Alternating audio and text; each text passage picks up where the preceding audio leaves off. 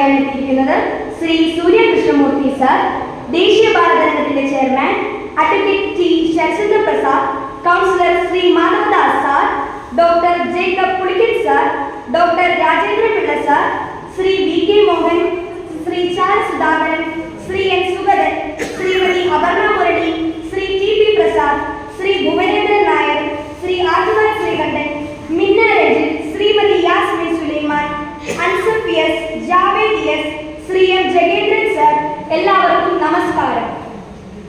ദേശീയ ബാലതരംഗം എല്ലാ വർഷവും നടത്തുന്നത് പോലെ വിപുലമായ പരിപാടികളോടെയാണ് ഇത്തവണയും നവരാത്രി മഹോത്സവം ആഘോഷിക്കുന്നത്.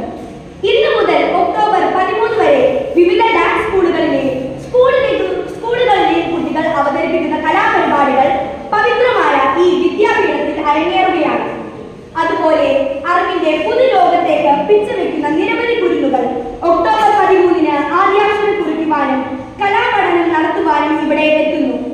ജാതിമത രാഷ്ട്രീയ ചിന്തകളില്ലാതെ ദേശീയ ബാലതരംഗം സംഘടിപ്പിക്കുന്ന ആദ്യാക്ഷര വേദി മറ്റുള്ളവയിൽ നിന്ന് വേറിട്ട് നിൽക്കുന്നത് ഇതിന് നേതൃത്വം നൽകുന്ന ഞങ്ങളുടെ പ്രിയപ്പെട്ട ശരത്തങ്ങളുടെ വലിയ മനസ്സ് എന്നതാണ് സത്യം.